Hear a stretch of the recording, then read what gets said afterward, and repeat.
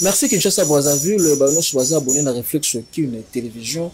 En tout cas, tout mesala kolobaka ndeto mesala kolobaka biso toza vraiment ba journaliste investigation Réflexe qui une télévision la chaîne oyo et qui tara sur place kotala makambo nini ba imboka ba ikolela tongo midi pourquoi tozo komona bongo na mboka na biso makambo zo kenenenge nini tomoni bongo consultation ya Fatima kwa komolo mwana mai abesaki ba nyonso même ya opposition société civile pe ba nyonso kosangana kolobela makambo tali mboka et puis kotala ndenge ni ba osala réforme ya gouvernement et puis à part ça tout monde ki bongo Constant Mutamba oyo déjà ba qualifié que a détourné mbongo vrai faux en tout cas justice en mboka nde ilo sala mosala à part ça tout monde ki bongo Denis oyo ba vidéo na yo circuler ya mutakala on ne sait pas vrai ou faux il y a lobby qui ba service na biso wande mutu et che mutakala na yena balabala aye passer les réclamations et pas a lobby qui azape na mitakala ya batu akobwaka donc tozela ka mukolo ya kobwaka Réflexe qui télévision biso nous avons kaka pona kolandela ba information ba pesa ke conseil mais à part ça pe to komeka ko sola lisalo ya légende Jean-Marie Kasamba azoko makoloba ke Jean fali pupa aza légende te mais kofinda aza légende ATTP fait pas à légende en tout cas na yambeli bino lelo invité na ngai na kombo ya maître Kevin Kabambo aza leader la fondation leader des jeunes ya bandalungu to kosola nae moi makambo belé. Bonjour maître Kevin Kaba. Bonjour Dani Chikela. Comment vous allez là? Très bien, merci par la grâce de Dieu, nous sommes bien portants. Boni fondation, comment fondation bat ba Hollande biso ba la fondation structure comme on a ali leader de demain. L'idée de demain est une structure où ils socio-politique et très tarabaka et belé toujours vrai ça fera 5 ans jour pour jour nous sommes toujours dans l'œuvre. L'idée de demain est la structure et la fondation ou comment nature juridique nango ezali fondation on appelle structure une fondation aussi c'est une structure voilà et on a bien une structure mais c'est une fondation. Vous êtes affilié à un parti politique moko? Non, jusque-là, tous affiliés à un parti politique, mon côté, nous sommes en train d'œuvrer indépendamment. Tous avons jusque-là une structure indépendante. Vous avez un moins vision au Kendémon Moussika, qu'on s'affilie un jour à l'autre dans parti politique, soit opposition, soit pouvoir. Le désir viendra. Il y a aussi les appels, les contacts du jour au lendemain. Nous sommes en train de voir pour faire un très bon choix. C'est bien positionné. Yango Bissomoko comme étant une structure avec une vision très élargie. To Evraka déjà. Le bon moment viendra où on va sceller une adhésion dans un parti où ils vont répondre dans ma norme. Voilà. Ok, donc vous êtes sur le mouquet, Mokana Bisso, Nengo Kende, tout le monde qui bongo levé à militer à Joseph Kabila et puis dans un coup tout le monde bongo de Joseph Kabila ça qui discours na ya pour mettre biso pour se rendre na Goma, to remonter pe na Goma et puis avec kozwa ba confession religieuse pour na consultation awa pe na ngambo ya Kinshasa ba osala ba consultation pour na kosala nouveau gouvernement au Rwanda. Déjà pour Joseph Kabila, parce que lui c'est une honte pour la République. Aujourd'hui, retard au Nyonso, c'est lui qui nous a causé ça. Et après, il nous a promis d'aller à Goma. Il a promis à qui? Parce qu'il est qui? Hein? Ce n'est pas normal. Dans un pays normal, il était déjà à Goma. Pour aller là-bas. Il était là-bas. Et après, il n'a pas fait un discours à la nation. Qui peut faire un discours à la nation sur le plan juridique? C'est celui qui a compétence. Lui, il est qui dans ces pays pour faire discours? Parce que ceux qui s'est référé dans le principe que ça le discours à la nation, il y a une norme où on a faire partir. C'était par rapport à l'immunité. Non, immunité est une décision judiciaire. Une décision judiciaire, ce n'est pas une décision politique. Hein? Parce que on a discuté parce que son abéni en bongo ils ont respecté mot na place na ngote ba propos na yatena qui va nous engager moko ça n'a rien à voir avec le pays et bakisi nini et l'autre côté ils ont amertume mo razolinga la kisala biso que il est contre makambo zo salima Kabila ça M23, on ne peut pas parler de lui comme ça. Ah bon? Bien sûr. Parce que comment on peut parler d'une personne Oyo, il suppose faire un discours où il n'a pas parlé de l'agression rwandaise, il n'a pas parlé de la situation du pays et dire que c'était un discours à la nation. Non, mais c'est la bêtise. Voilà. À la ligne autour Kendele, tout le monde a côté bah aussi la consultation, Kabila pas aussi la consultation. Mboka les agressés, na M23, na Rwanda, makamonde to Kendele. Souka na ngeza. Déjà consultation aux Salimana pour le gouvernement de l'Union nationale, ils ont une belle initiative, chapeau na président de la République Félix Tshisekedi, parce que à boy pays à la diviser. À sali appel na batunion so na opposition na société civile na majorité batunion so basangana tout ça le gouvernement de l'Union nationale peut permettre à ce que tous identifier munguna bien pour assez sali ma sorte que partie est na biso ya République démocratique du Congo et soit vrai pays. Voilà. Au beti pomo malamu au beti penza c'était malamu par rapport à consultation seulement ah ouais mais tout le monde peut pas consulter position toujours mon a bon on a Fayulu Moïse Katumbi tout le monde a peu bongo Kabila mais comme si ba je benga bango te non na opposition ba leader de opposition neti ba Martin Fayulu ba zala contacté mais si quoi la décision ils ont revenir à bango nous on ne peut pas dire que ba ko participer to va participer non. La décision leur revient. Mais souhait, il y a le président de la République et ça que Batunior Sowana Baya Basangana pour l'intérêt du peuple. Ce qui réellement Baluka intérêt à la population. Pour l'intérêt à la population, il faut qu'on ait une sommité à la République. Non. Au qui peut y na ba belles initiatives, na ba idée à malamu ba Martin Fayulu bazala nango wana. Baya nango kaka mbala mo na majorité. To sangana faire un gouvernement d'union nationale et puis faire le go makambo bandota mo ba ozo boya ba inde kolokola Moïse Katumbi ba inde kolokola Martin Fayulu ba inde kolokola Kabila Fachi a respecté la parole dans le CV. Moi je n'ai jamais fait un deal direct avec le président de la République pour dire qu'il respectera ou pas et je ne pense pas que Martin Fayulu depuis Tshisekedi le président Tshisekedi dans le pouvoir à ça on a peu dit quoi le baga respecter ba yananu ba ça la ba clause ba respecter bon tant so bon respecter parce que quand on y a bon ça contrat c'est quoi pas la première fois non c'est quoi d'abord un contrat par définition hein parce que il faut que l'andela makambo progressivement pour ba respecter en côté le contrat c'est une obligation qui oblige à faire ou à ne pas faire. Vous voyez, si ceux qui ont l'obligation les obligés à ça la ou est monique il faut pas ça la bosse, ça le faut pas ça la bosse la pourquoi est-ce que bango ba ko définir motu de loin sans pour autant na quatre exercice ya pouvoir na ba pour ça na pembe na pour dire que tout ça là ina eboué à respecter que malobate par rapport à bilan ya Fachi yoko lobani par rapport à bilan Fachi positif ou négatif. Ah, il est en cours de son mandat. Match sur une facilité balobate qui équipe a gagné tant mené 5 ba ko cha epesi but mon na ba remontada mais à petit pas il est en train d'avancer parce qu'il a trouvé le Congo à niveau moko chaotique. Tu vois un peu là où il a trouvé la République il fallait nana banda ko kunda mabulu we biso ko tonganda kwa 10 niveau au kita makasi na souterrain siko tango yo bando kita bando mono eti libomo ah mais jonde nini ya ba ko tonganda ko mlai mo kita na sama beli au ofandisa ba socle ba base autant au matin et le côté mamala c'est ce qu'il est en train de faire akiti na on a si so boba mais boye il faut mati nini boye mais te okana ki boye le peuple d'abord akiti akokunda tango au matin atu bo c'est fini. OK obeti c'était mon malamu bo na gouvernement le gaki ya Kabila bo ba critique ka yango baza gouvernement mo ya mibi tout ça mais le lo toujours mona plus na gouvernement ya Fachi bazo kanga ba mibi mo ebele ba détournement leki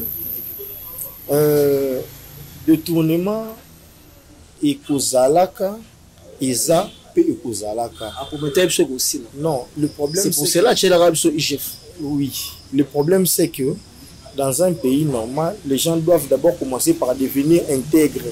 Tu vois un peu, c'est-à-dire il faut laver la classe politique, mettre des jeunes au bassin de nouvelles initiatives. Vous savez, aujourd'hui, tout ça même dans un problème, il y a un conflit générationnel. Vous savez, les jeunes, les gens qui ont un espace. So, ils sont intégrés. Ils ont de belles initiatives pour combattre. Ils ont des bateaux même des toloba na kinoaserie bando simbisa bango batouche ou à détourner à salibou kaka pour salir l'image pour bimara qui président Fachi alobaki bato bando yibate mais fléau wana ils ont continué. Par rapport à Constant Mutamba, tout le monde a dit ministre de la justice, n'est pas un peu sous justice interpellé. C'est ce que j'étais en train de dire tantôt. Ils ont conflit de génération. Moni Sorotala qui honorable Eliezer Tambou a soulevé qui point moko. A lobby pour la nini pour na ba politicien mususu. Ngasi ko na baki pour la nini pour na matata ponyo. Pour na ba politicien mususu ba sengela ba mesure de clémence ou ba qui faut éviter ba règlement des comptes. Mais pour na Constant Mutamba directement ba bien so bandimi ko céder ni à un conflit générationnel. C'est-à-dire quand un homme intègre existe dans la société, il faut chercher à lui mettre des côtés pour que le théâtre ait continué. On a vu ça même dans la période à Kabila. Il y avait un homme intègre, le professeur Lozolo Bambile, je salue en passant. Ça qui peut pas ministre de la justice. Au moment où Basala qui va sala effort balongolaye parce qu'il va comprendre qu'avec son intégrité et tout y tout fonctionner, tout ça, le système sera bloqué. Mutamba va accuser pour Nani parce que seulement il a voulu numériser le système au niveau de l'appareil judiciaire. Batuba futa ba frère na maboko te qui nda directement à la banque, mais tantôt baloba qui recette na ministère de la justice et mata qui de 20%. De 20%, est-ce qu'il y a joie immonde na poche à non, c'était le système. Il y a un acharnement et ça. Magistrat, procureur, vondi. Acharnement est outil. Parce que poursuite, tu en es athées parce qu'il y a la qui poursuite contre Joseph Kabila. Mais après, il y a des décisions politiques où on ne peut pas dire oui. Parce que poursuite, est-ce que qui veut protéger d'abord Joseph Kabila? Est-ce que le roi Lança qui poursuit contre Joseph Kabila, il faut y pas en retour poursuivre? Ça me regarde aussi Mamoto et Moraziki. Ah, c'est ça le Congo. Congolais, c'est qu'il y a ceux qui ont barago, je ne sais pas trop dire là. Mais ceux qui ont vraiment qui ont des décisions politiques, ils ont infligé, tout va incomber responsabilité. Là, je suis vraiment désolé. Parce que moi, en voyant Mutamba, je sais que c'est un homme intègre. Bien sûr, parce qu'il a amené beaucoup de réformes. Comme quoi? Déjà, la bancarisation dans le système judiciaire. C'est ce qui n'existait pas. C'est-à-dire un magistrat peut demander l'amende de 2 millions de francs congolais, ou lui, il peut verser 100 000 francs à la caisse de l'État, et 1 900 000 c'est pour lui. Et ce qui, par jour, a libéré 10 personnes, c'est-à-dire que lui, il part avec 19 millions de francs congolais, et l'État prend 1 million de francs congolais. Mais après, ce qui va foutre, c'est lui qui vient encore en disant là pour nous ça la marche, la revendication. Vous comprenez? On a le simple fait que le système a été bancarisé, sécurisé. Il y a aussi qu'on est baso kokabongote, tout bien non baso niunga. Voilà. Pas magistrat, y compris les autres là. Au niveau sur le système, ils a toujours biaisé. Ndé moni baso koka bongo vraiment. Donc il fallait toujours créer un problème. Dès qu'on a bien un conflit générationnel. Est-ce que moi tu es Mutamba normalement na bamboka opération il faut assez une année d'émission. Mais une personne qui a la volonté de travailler, démissionner sur base de quoi? Par rapport à l'accusation, il y a quoi bango ya l'État. Non, mais lorsqu'on vous accuse, vous êtes présumé. Vous allez seulement vous présenter et prouver le contraire. Vital Kamerhe a été accusé dans ce pays. Il a été même emprisonné. Mais après, il a prouvé son innocence. Il a été libéré. Et ça sera aussi le cas avec lui. Si réellement l'accuse d'avoir détourné, il va prouver son innocence et puis il sera quitte. C'est ça. Bien sûr. C'est ça la procédure d'ailleurs. Parce que quand on demande la levée des immunités de Mutamba, c'est pourquoi c'est pour faire des poursuites judiciaires. On va initier une action en justice contre lui. Lorsque l'action sera initiée contre lui, à son tour, qu'est-ce que lui va faire? Il va juste prouver son innocence. Parlons un peu de Matata Ponyo. Matata Ponyo, bah condamné. Et alors, Tozo Koyoka, que Matata Ponyo a son Congote. Est-ce que Matata Ponyo, il fallait que normalement traiter parce qu'il y a une opposition, il y a un acharnement, bien comment? Acharnement, pourquoi? Vous savez, la constitution congolaise prévoit que pour le premier ministre et le président de la République, juridiction compétente pour la bango, ils allient cour constitutionnelle. Et Matata Ponyo, sous premier ministre, pourquoi est-ce que Bako Sambise Kuna? Bako Sambise Kuna pour les infractions commises dans 4 exercices de pouvoir. Raison pour laquelle il était parti là-bas. Ce que vous remontez tant au monde que Matata Azalaki et la cour s'est déclarée qui est incompétente. À l'époque, il y a Kamouleta et non plutôt Kalouba. Mais après, la cour s'est déclarée compétente. Parce qu'il fallait se déclarer compétente pour juger. Bon, je ne sais pas, tout ça, service à renseignement, mais comment ça va tiki abima? Soit Azalaki déjà te, Bakosika qui abimi, soit abimi. Je ne sais pas, wana, et ça, aspect très compliqué pour dire. À ce moment, Fachi a coopéré dans Nanga. Tout le monde a beaucoup de gens dans Nanga, des photos circulées, tout le monde. Et à ce moment, plutôt, Kabila a coopéré dans Nanga parce que Fachi a décisif à recevoir la bangote. Alors, tout le monde, Kabila a vraiment Nangambo et la rébellion, a agressé RDC. Vous savez, le président Tshisekedi, tant à Salaka sorti médiatique dans l'Occident, en Allemagne, tant à Lubaki que l'agresseur congolais c'est Kabila. Batubabaya qui fort. Au moment où tu as accusé Rwanda, il y a que le balisou sous Kabila. Il a voulu nous faire, il a voulu nous montrer, il a voulu pour l'Axaba congolais que les vrais combattants, il y a parti est de Nabiso. Ils ont battu sur beaucoup c'est Kabila parce que M23 est Kabila. Battu sur on a basa ba étiquette et après au moni lelo c'est noir sur blanc moi les sous sur bomba yango ils ati battu sur va comprendre que le commanditaire y a M23 c'est Joseph Kabila. Qu'est-ce qui montre? Qu'est-ce qui prouve?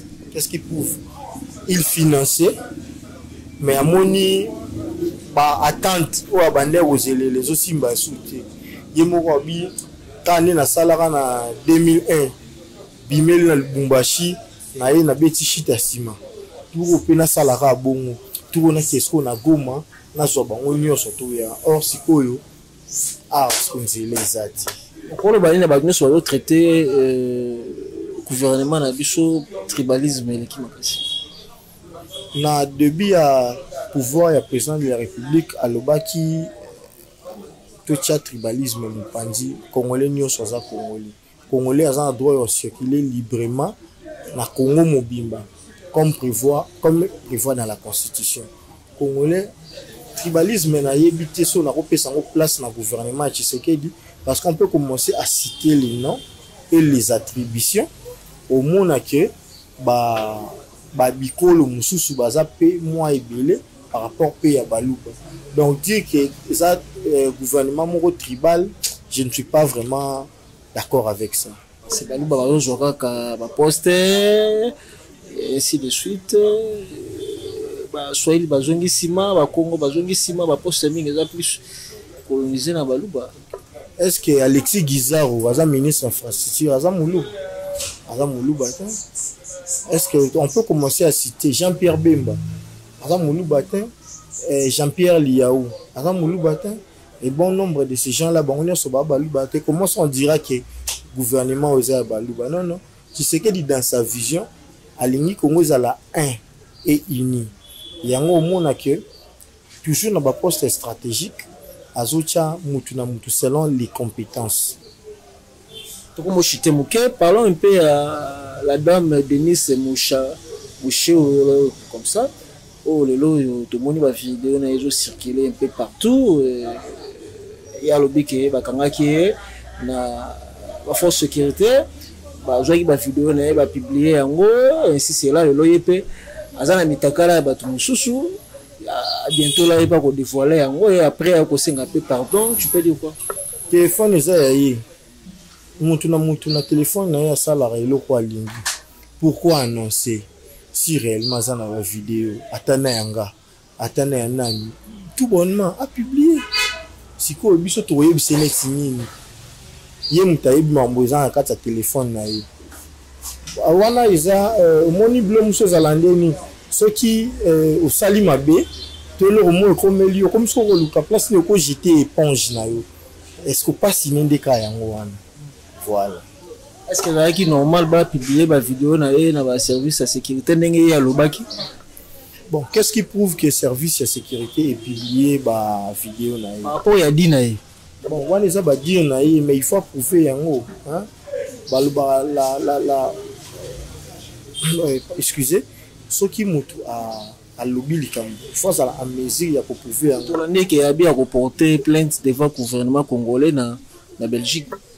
Reporter plainte contre qui? Contre inconnu ou bien il a des individus privés où il y a des détenir non na bango où il faut permettre de porter plainte, c'est ça parce que maintenant le bana c'est superflu donc pour comprendre on ne saura même pas discuter de ça ba le barakena bakanga kingai ba auditionna kinga pas au PJTL bien pas détenir téléphone ngai si y a fuite to le moins ba vidéo ngai. Et ça parce que au PJ tel le temps à fouiller avec téléphone on a image on a à dissiper en comme conseil au PC dans la caméra comme conseil au website conseil exact pour autant là on a minute ouais conseil exact maman so ça y na posa ya publier bateau so yo za na bango publier c'est tout bon parlons un peu à journaliste Pierrot Loa là ça takara trop na le gouvernement a traité gouvernement il y a bien capable il y a des détournements au Kolobani Pierrot Loire c'est-à-dire que ils vivent de l'internet moni bateau yo vina bango lié na internet il faut le même bêtise peut permettre de battre à quelque chose et vivre une personne pareille ne peut pas prendre notre temps pour na relobela parce que asa intégrité il n'a pas de valeur morale azo lubakaka parce que il faut avoir quelque chose dans la fin du monde internet donc on ne peut pas discuter ou bien approfondir pour na mutabongo non parce que ce taliba propos na nyonso et zala et cadraté parce que si on veut critiquer une personne ou critiquer bakambo sala to ba idée na ye mais qu'est-ce que lui il critique to nini a important lubaka il est là derrière pour insulter les gens parler des défauts physiques des gens donc une personne pareille moyen taille fan pour le bien makamnaï exact en tout cas maître Kevin Kabamba merci to tika na question à Souka avant de passer aux dernières paroles par rapport à monsieur Jean-Marie Kassamba pas journaliste à Totagi Fali aza légende au Kolobani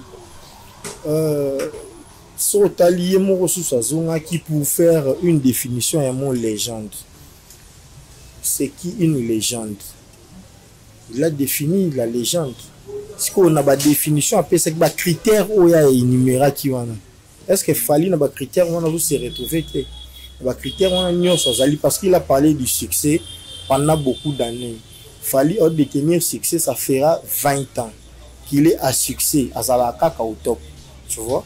Au-delà si il y a succès, il est influenceur parce que pour nous appeler les jeunes faut influencer une génération. Fali a commencé à influencer la génération congolaise depuis 2006. Tant à Lati, Liputa, Lati, Bretel, Monire, et jusqu'à aujourd'hui, il est toujours en train d'influencer. À Outokata même Kovo, Monique, Bajanioso, Bakataki Kovo. Donc, Bleu c'est ça la qui est, critère, ils ont réuni dans Katsa Fali. Pourquoi? Donc, Fali, c'est une vraie légende. Entre Fali et Ferré, dans la légende. Bangomi Balé, baza ba légende parce que en termes il y a des critères légendaires bazo respecter yango en termes de temps faisabilité succès baza ceux qui fait la légende c'est que ça envoie comme la légende. Comme la dernière rubrique na biso ya suka on répond à biso par vrai ou faux. Voilà, ça est beaucoup na salaka. Mais c'est Kevin Kabamba, leader du demain. Vrai ou faux? Qu'on fait le média à gens. Vrai. Vrai. Vrai ou faux? Où est-ce que les gars succès? Vrai. C'est vrai? Vrai. On l'a dit? Vrai. Vrai ou faux? Kabila coopéré en M23. Vrai.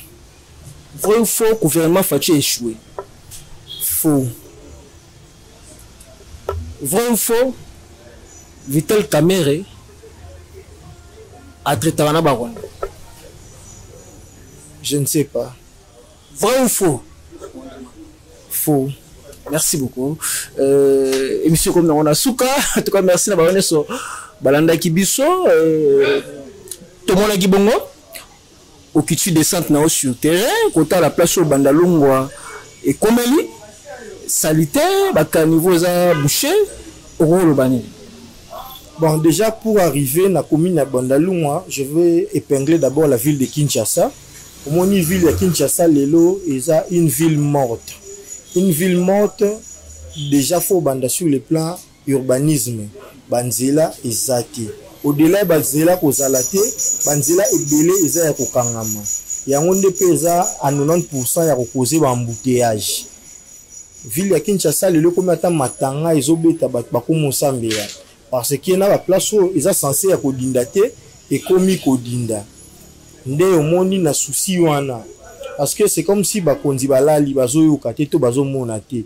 Ou soit soki mbule beti bazala bango nyonso na voyage. Ne to lobaki to meka lisu ko interpeller bango.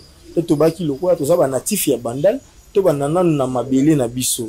Raison pour laquelle to tambola ki to sillonner na Sebeko, to ke na bloc et ainsi de suite. To tamboli pratiquement na 8 quartiers ya Bandalungwa. To lakisi ndenge évolution ya ba quartiers za Bandal o ezaki connu de tous. Bandal c'est Paris. Bazo uta Brazzaville, bazo uta Paris, bazo uta monde entier. Bazo il faut aller à Bandal pour lire quand même quelque chose. Les équipes activité moko rentable pour na ba maman. Oh bate kakawana. Mais lelo Bandal c'est mort. To tuni pe batu ya côté on a balobi réseaux zani. Bato bazo tonga banda kuwana. Ba tondisi mabanga na ba caniveau pour na bazelu na bango ya misala. Ils ont permettre à ce que maï circuler te. Ne ba mituni. Est-ce que Bandal les alaka na bourgmestre? Est-ce que bourgmestre ngo azape natif ya Bandal? Est-ce que aura quand même temps ya kotambola neti lelo samedi boy a circuler ya mona ndenge ba déshydratant mambozo évoluer na commune na ye ya ebité. Yango ba senga yipe. Balobi il paraîtrait que nomination ya ba bourgmestre ko salema lisusu. Balobi pour na Bandal pour réfléchir quand même des fois. Pour moi no azali natif ya mabele. Bopé sa chance wana à diriger commune na ye comme il se doit pour alobi wa obache ma pour quitter. Ok, merci beaucoup. Ça va, salutations. Bon, au lieu de faire des salutations, j'aimerais plus me représenter. C'est Maître Kevin Kabamba, avocat au barreau de Kinshasa Madeke, président et leader de demain. Tozali na Bandalungwa, nous avons un numéro et un bureau, c'est le plus 243 81 15 68 437. Si vous écrivez Brozoa Bissomoro, c'est plus 243 81 15 68 081 15 68 437. So bokomeli biso Brozoa Bisso, venez adhérer à leader de demain. Nous avons des activités, nous allons faire pour la commune de Bandalungwa. Nous allons faire en sorte que la commune Nabiso ait une commune propre. Merci. Merci na maman Bijou Kitembo, na pesi binoso. Merci, bye et ciao, suite à la prochaine numéro. Merci.